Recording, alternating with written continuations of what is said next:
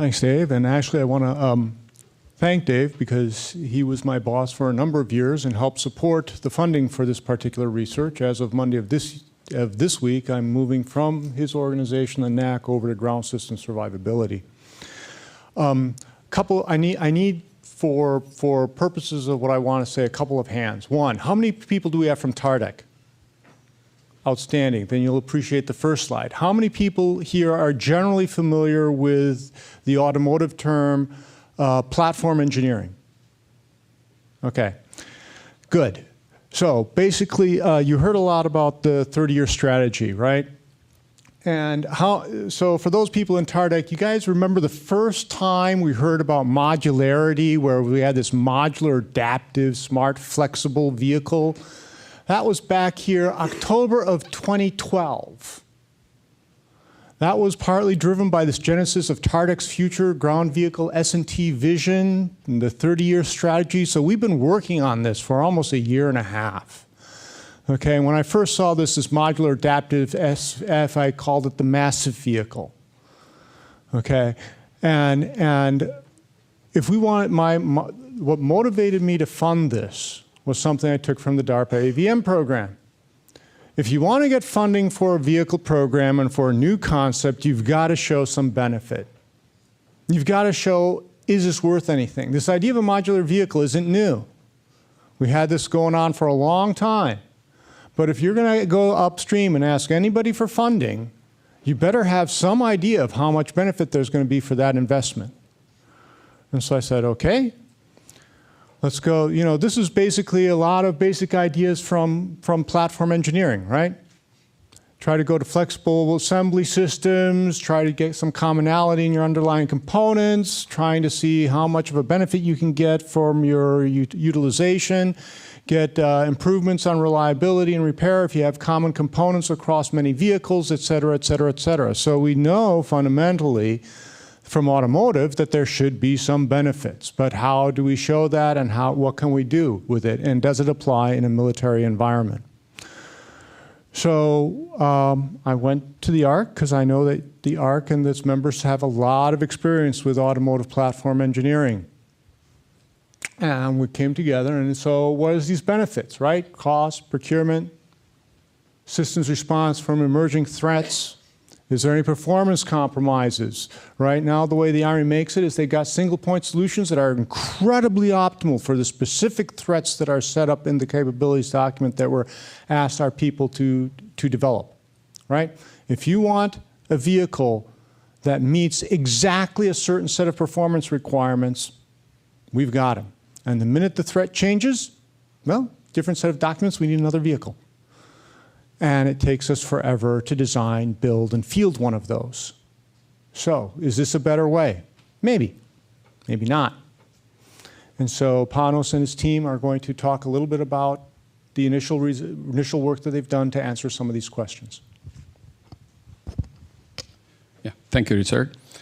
So about maybe 10 years or so ago, I had spent quite a bit of time working with General Motors on this issue of platforming and whether commonality across components and vehicles is in fact a useful thing. And everybody has agreed over time that this is useful in terms of cost reduction. However, there's a basic idea you have to keep in mind, which parallels exactly what Richard said for the military. So for the commercial sector, if you think of a customer, you want to optimize, quote, the vehicle for that single customer. That's perfect for Kira. But we know that this vehicle is not going to be perfect for EMRA. Now, if I make two vehicles that are perfect for each of them, I essentially guarantee that they will buy it. However, I can't afford to do that. So then what do I do? Well, I will design a vehicle that mostly meets their needs, but it's going to be a little less good, less optimal, if you like. I don't like that word, but it's less fitting to their goals. So by virtue of imposing some sort of commonality or platforming, you back off from what is the best possible. Now, that's for the customers individually. Same thing happens if you consider missions and goals for a particular military vehicle. Well, if you design a vehicle that's perfectly optimized for a particular mission, and now you talk about bringing in some commonality, some sharing, you impose a constraint.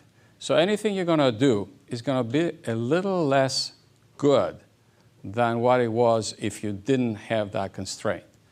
So that's one thing to keep in mind.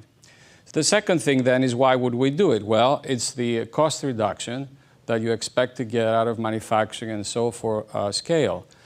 But in the case of the military, and to some degree also in the commercial sector, it's the question of how you address a changing environment where what you want to do today and you've designed for is changing and maybe changing quickly.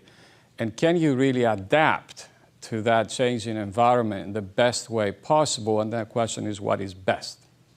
So it was an interesting problem that we would call a systems of systems problem. And what we decided to do is sort of take head on this idea of evaluating what is, in fact, the benefits of going into modularity. Now, the difference in this study, and it's very early in its stages actually, is that we're not looking at the individual vehicle, but instead we're looking at the fleet of vehicles. So that's the system of systems idea. If the vehicle is a system, taking a fleet like a brigade, for example, is a system of systems. And the idea is to look at the modularity concept across a fleet of vehicles that may be employed in a particular theater. So the study would, in order to look at what the benefits are, you must make some essentially financial analysis. And on the basis that all financial analysis that we make is actually usually not true, because we don't know what the future will be. So we have to keep in mind that what we developed is a model of what can happen under certain assumptions. The model is stochastic. It assigns probabilities, but we don't necessarily know what these probabilities are. So as we develop this idea, and Bogdan, you should come here and get ready, we need to really keep in mind that the modeling environment allows us to explore scenarios of what can happen if certain things are true. So if you don't like the numbers that may come up in a particular application, it's just a result of the assumptions we made. We can change these numbers if we make different assumptions. The value, however, is that if the Army wishes to take this model as a basis for some decision making, the Army can then put the numbers and the assumptions that they wish to accept as useful and then derive results. So with this, I'll turn it over to Professor Bogdan Epureanu, and there will be several other speakers that will complete this talk. Thank you. Thank you, Panos. So good afternoon, everybody. So as Panos mentioned, this talk is going to be about beyond modular vehicles. And it's about a modeling framework that is really designed to assess adaptability and cost in case of a modular vehicle fleet. The model that we developed also can simulate the operation of an actual conventional fleet, if you will. Here are the list of faculty that were involved. Panos, Professor Jack Hoos in the manufacturing area, Professor Barton, who's more on controls, Dr. Kiran D'Souza, Dr. Shen Yang, as well as the very good work of the postdocs and grad students that are involved, and of course with guidance from Richard and Mark, who's our industry quad member. So let me start with a brief introduction of the challenges. As you heard before, the challenges that the Army faces are of a large variety. Our approach here is to have an adaptive fleet composed of modules. So you should not be thinking about sort of Transformers kind of scenario, but rather a Lego kind of scenario where you have modules, you assemble them into vehicles. This is done to tackle several challenges. For example, the variety and the function demands, and available technology that change over time, and of course the consequence of those changes, that is a large and diverse inventory of vehicles in a fleet, and the slow response that Richard highlighted earlier, slow response to change and change in demand. So the conventional approach involves dedicated vehicles, where the modular approach involves modules that can be combined in different ways. So the background of this work is that we are going to look at various types of two types of assembly. One is assembly in the United States, where the modular vehicles are assembled in the U.S. So the modules are put together in the U.S. and then shipped to the battlefield. And the assembly on the base is the modules that are shipped from U.S. And then assembled on the base. There are also other additional options for future consideration that we'll be considering. So therefore, our objective here is to create quantitative models for fleet optimization, for fleet missions, and resulting cost of conventional and modularized fleets. We also want to demonstrate the approach for these two scenarios, modularization in the US and transport in the transport to the base, and also assembly on the base. So I lost sound. Oh, it was feedback. OK, I'm sorry. So then the next goal is to quantitatively evaluate this cost and benefits of modularized and conventional fleets. So this is a modeling exercise, and one of the outcomes are the cost estimates. So here's the agenda for what we wanted to talk about today. We'll talk about the modeling framework that will involve the function selection and attributes for both conventional and conventional and modular fleet modules. And I'd like to take a few seconds here to make sure that we understand the terminology we're using. Most of you probably know this, but the mission is what the whole army is tasked to do. It's a global goal, but to accomplish that goal, there are various functions that need to be executed, such as a scout function or an ambulance function or a combat function. So we're using the word function to specify the actual activities that together lead to the accomplishing of the mission. I will also discuss the mobility and fuel models that involve powertrain models, as well as a fleet operation model, which is basically a model that stochastically determine what are the needs, what are the resources, and what are the functions that occur over a given time horizon. And then that will be followed by cost models, in particular transportation cost, acquisition, considering manufacturing, as well as fleet operation costs. So all be combined in a total cost estimation, and so we can compare the performance of a conventional fleet and a modularized fleet. So here is a general work frame of this model. We start with function models, the models that captures what are the kind of functions that occur, what are their attributes, and what is the probability of these functions to be required in specific theaters. Then we combine all these function models into a fleet model. Again, here we model conventional and modular fleets, and we require that all function requirements be met. Then we use this information into powertrain simulations or powertrain models, where we estimate the fuel consumption and time required for completion of these functions. All this information feeds into this yellow box, where it's really the stochastic fleet operation model, where the required vehicles or module mix and associated fuel consumption are calculated, as well as time. And then this gives us over a time horizon, gives us the amount of materials and vehicles and modules and so forth that are necessary. And those go into a vehicle or module cost manufacturing cost estimators, fleet operating cost, and transportation cost. Together with the acquisition cost, everything gets summed up in the total fleet cost for full mission capabilities, meaning accomplishing all functions required by that mission. So here is an example of how we pick some of the functions. The conventional fleet is composed of currently available military vehicles, and there are several assumptions that we made on these fleet functions.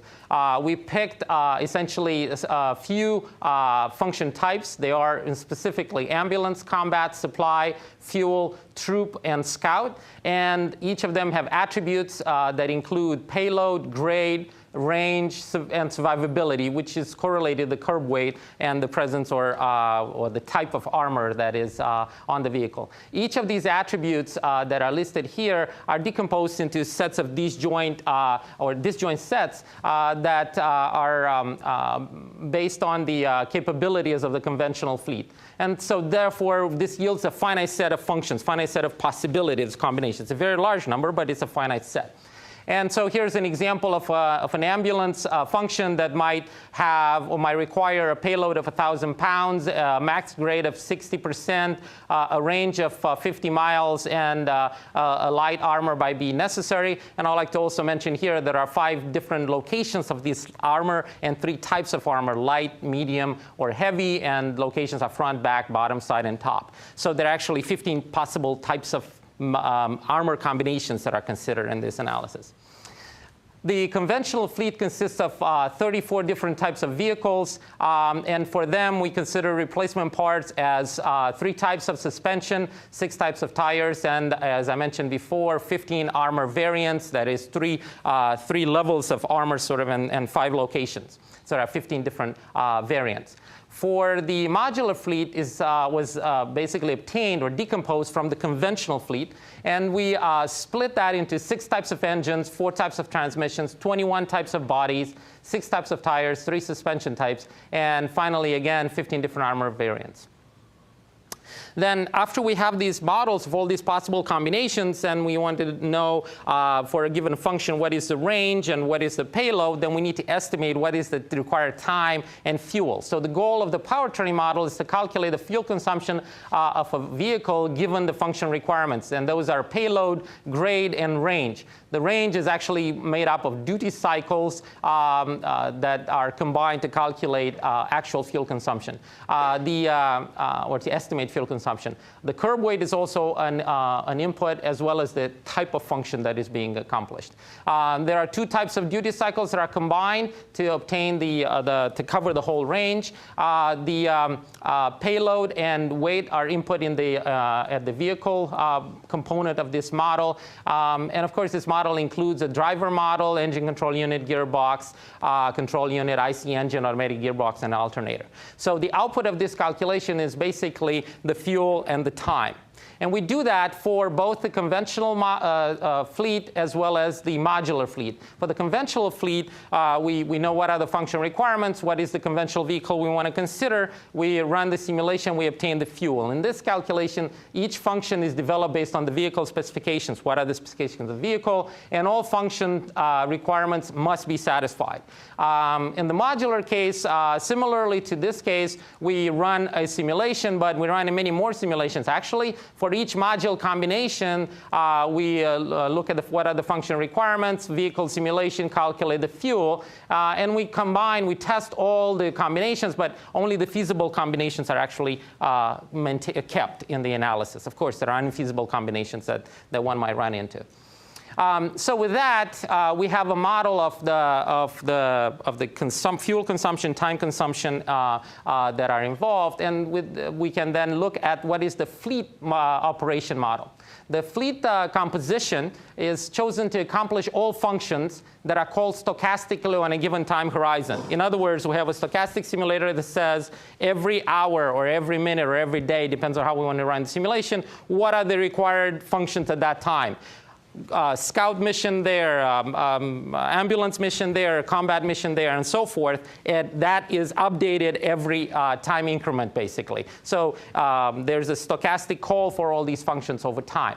The example input information for each of the function includes what is the probability the function is called, what is the probability of a combat being required, for example, what is the function length, how far does it have to go, what kind of payload does it have to take, and therefore what is the time from the powertrain simulation models. The probability of combat occurring during that execution of that particular function. You might send a scout. What is the probability the scout will therefore be followed by a required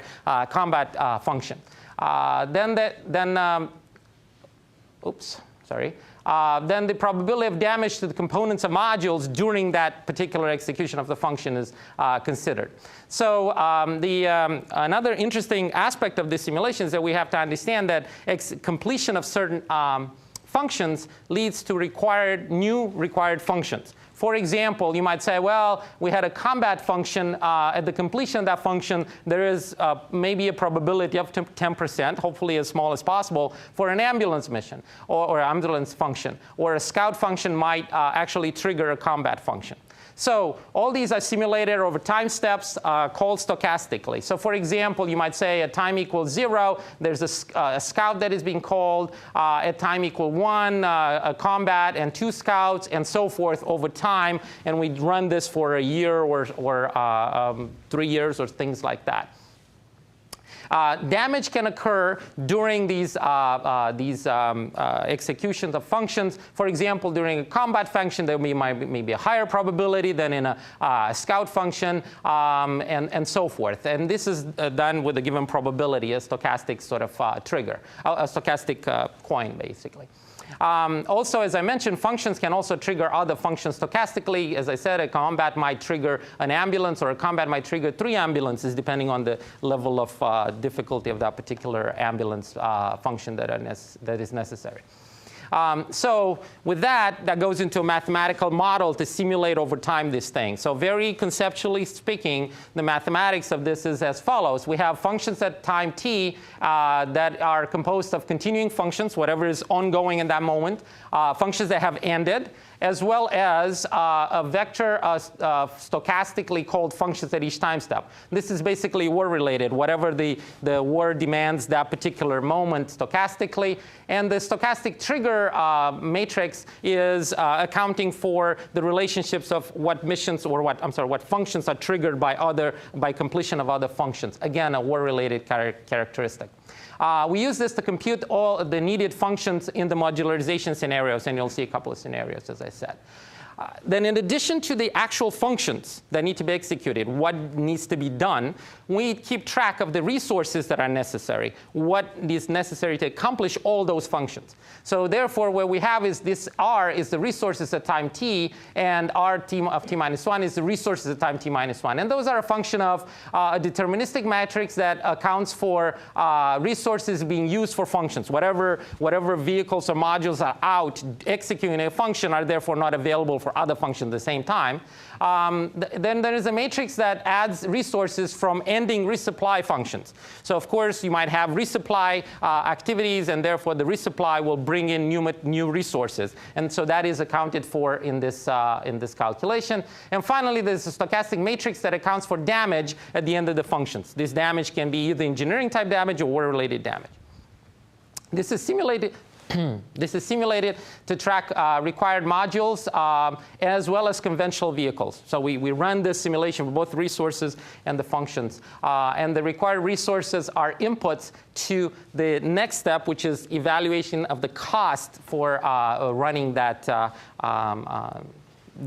operation, is executing the mission. And with that, I'm going to turn it over to Emrah, who's going to tell us about the transportation cost models.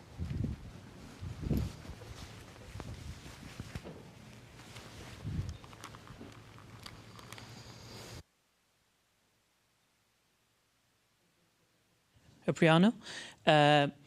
The fleet operation model tells us how many vehicles, how many modules we need to complete a certain mission over a time horizon. Now I'm going to talk about the cost models, which calculates the cost of acquiring, transporting, and operating those vehicles and modules. The first model I'll introduce is the transportation cost model, which considers a scenario where our base is in Afghanistan.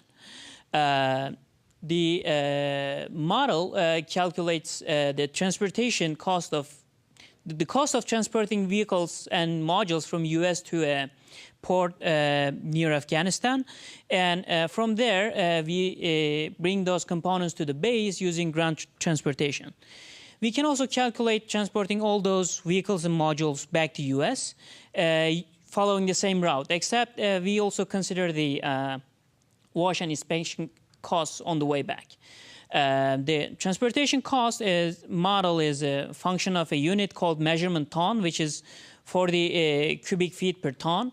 It's also a function of number of vehicles and number of personnel used. Those rates are the parameters that we set at each 5 steps that you see on this transportation cost. The next model I'll introduce is the acquisition cost. It's based, the major portion of the acquisition cost is the manufacturing cost. So we have 2 different models of manufacturing. One is the conventional manufacturing model, where we manufacture our conventional vehicles. In that model, each product has their own dedicated lines, and they don't share any parts, labor, or equipment. In the modular manufacturing model, which is a mixed line model, the different products share a certain part of the manufacturing, and then the differentiation of the products comes after we manufacture the common pieces. So in this model, we share the parts, labor, and equipment.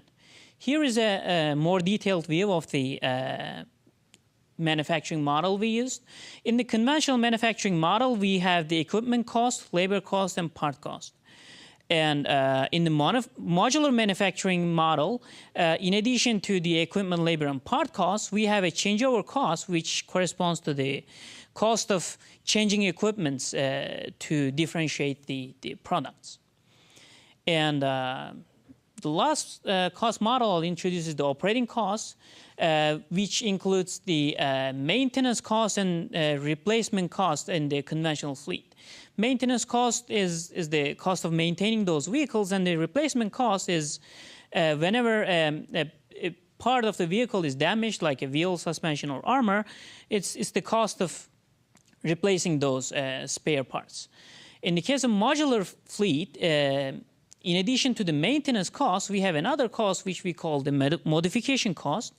And it is the cost of disassembling and reconfiguring the current fleet to meet the next coming demands.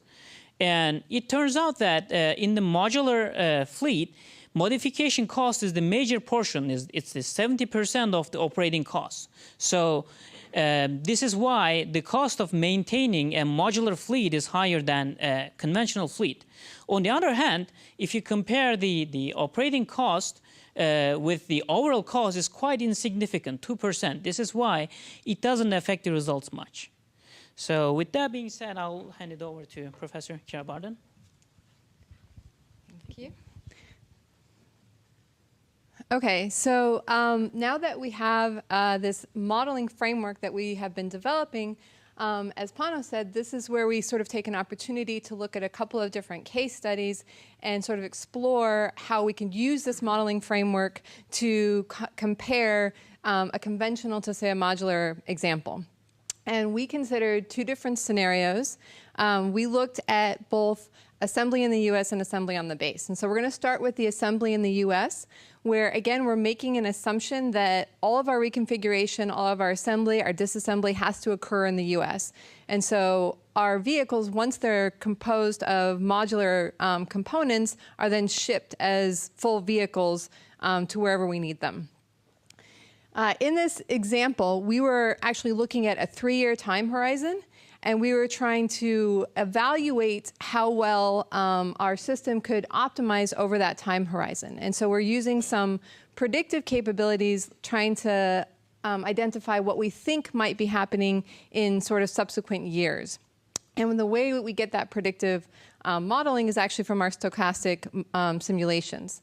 And so we took our modeling framework, we did 100 realizations at each of these different time points, and then we used the stochastic modeling to go ahead and optimize our system over those 3 years and come up with values at the end of that.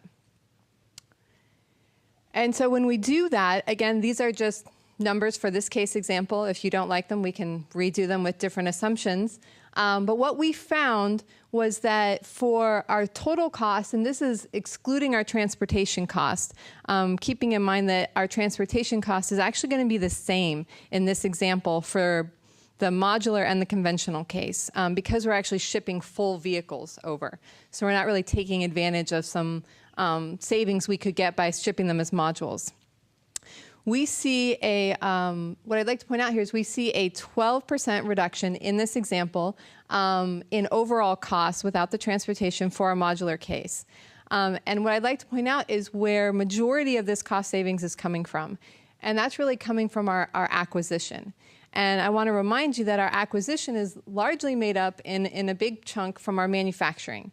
And as you heard, a big part of the manufacturing savings is really coming from the ability to set up a completely different type of manufacturing production line.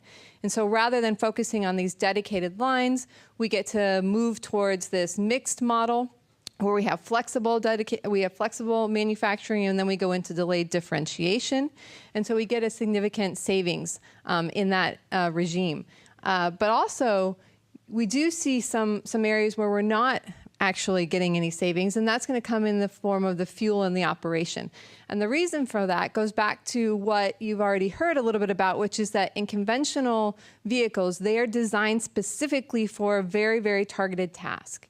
And so they've been optimized for that task. And so they're going to use the least amount of fuel. They're going to be very efficient at what they're doing. However, when you move towards a modular case, you do have to give up, in some sense, some of that efficiency because you're trying to simplify, in some sense, your designs and use those modules over a much broader range.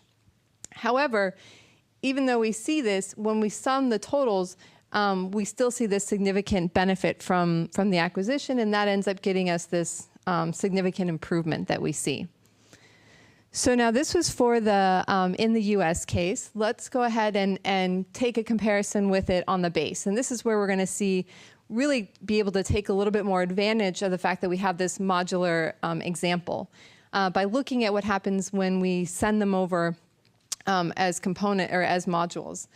Again, we're going to look at 3 different time horizons, but we're going to consider them as separate examples. And we're going to go ahead and, again, do 100 realizations.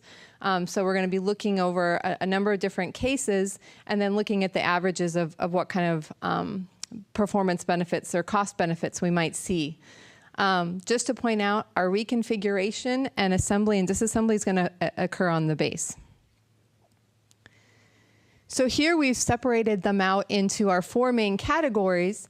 Looking at the scales, you can see that these are significantly different. And so that's why you can see that, majority of our savings are really going to come from transportation and acquisition. And even though we don't have savings, once again, in operating or fuel, when we sum those together, they play a pretty small role. And so this really gets at something that, again, you heard where I'm going to use the systems approach, and this is sort of the systems of the system of the system. So it's a third system out, but you really do have to consider the whole spectrum from not just manufacturing, but to shipping them, the transportation, operating them, everything. And when you do that, that's really where you're going to see these benefits come. And so if we look at our total cost, in this case, we're looking at these are titled Mission 1, 2, and 3. These are really our 3 different year time horizons. We see that in all of the cases, we saw improvements in terms of cost benefits, cost savings. And what I'd like to point out over here in these percent cost savings, this is where we actually looked at our 100 realizations. And we said, okay, on average, that's what we're showing you here. But let's look at the whole range. Okay, of those 100 realizations that we were running, and let's see what our minimum and maximum benefits were. And we can see with these error bars that we do have really improvement across the whole range. And so when we take this systems approach and we use this modeling framework, we have an ability to compare and contrast a number of different case scenarios. And we've just looked at 2 examples here. Again, we're looking at potentially some more examples down the road. But we can see that this is an exciting result to begin with. And with that, I'm going to pass it back over to Bogdan to finish it up. Do you want this? Thank you, Kira. So with that, I would like to sort of conclude. What we've done basically is to develop a parametric stochastic fleet operation, acquisition, transportation, and operating models. All these models are combined to give us the possibility of compare and contrast conventional solutions and modular solutions. Also, what this allows us to do is to look at various types of modularization, how you should modularize, when you should change modules, what is the capability to be adaptive to changes in threats or changes in the demand.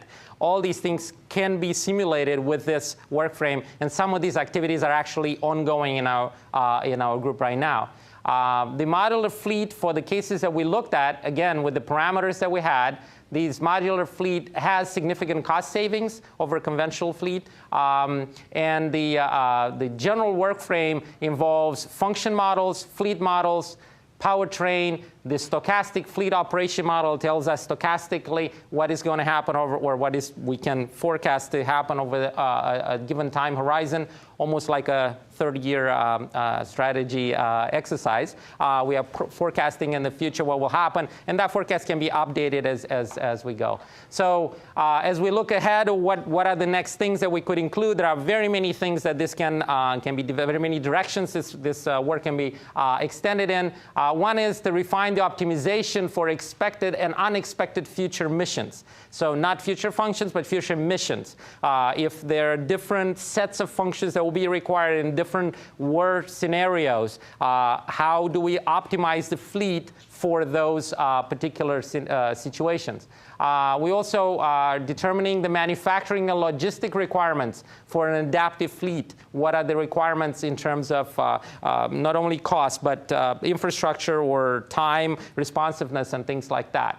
Other directions that we're exploring are survivability. How does armor play a role? Because it affects weight, it affects damage probability, as well as fuel efficiency. And how this dual-level modularity, meaning stateside versus in-theater modularization or assembly, how does that play a role? These things are included to a large extent in the current work, but in the future, we are now focusing on things like responsiveness based on in-theater assembly time for the modules. If the modules take too long to assemble, then the responsiveness of the fleet might be significantly impacted. Other issues to consider are logistics. What are our logistics model and considerations of modularity burdens on logistics? The other aspect that can be combined is the consequence of including vehicle autonomy or various types of autonomy in the modularized fleet. And this kind of autonomy can be autonomy of modules, autonomy of vehicles, autonomy, various levels of autonomy, teleoperated or autonomous, various kinds of scenarios. And that also has consequences such as it affects, for example, armor, which affects the weight, which affects the fuel consumption. It also affects the personnel, the number of personnel that are necessary, and other related consequences. Another metrics we want to track in our stochastic simulations are required personnel, basically including in our framework, modeling framework, a metric for the people that are needed as a function of time, so we can understand if there is a larger burden of personnel in the modularized case versus conventional case or not. What are the trade-offs that can be gained? In particular, as we combine, for example, with vehicle autonomy, all these things are part of our future analysis. So with that, I'll turn it over to Panos. Okay, just a couple final comments. One is that this project actually brought a lot of us out of our comfort zone. So for example, the team that worked with Bogdan, they're really doing nonlinear dynamics for structures. But the math is not too different, right? So it was really important to recognize that you get skills that exist in the group that we have. Maybe some of the systems thinking, let's say the people that work with me, but then there's the reconfigurable manufacturing and controls that Kira brought to the team. And then work like Emra's PhD thesis was really about powertrain design and optimization, which is a small piece in the conversation here, but it's instrumental in getting some reasonable fidelity in the results. So that's the first point. The second point is you realize after you heard how many assumptions and one might argue ad hoc decisions have been made here. And that's fine, okay, because what we're trying to do is sort of create a foundation that quantifies some of the things that people talk about. Our goal and hope is that as we continue to work with TARDEC is to see if this can be linked with ongoing work at TARDEC that has a similar scope but looks from a different perspective in terms of what happens in the theater. And this would allow us and allow TARDEC, hopefully, to make a more informed assessment of what might be the needs in the future, how this may be satisfied. Body is really the start point of the weight reduction. If you reduce the weight by 10 pounds, you get 1 gallon fuel savings. Less fuel, of course, leads to less carbon dioxide.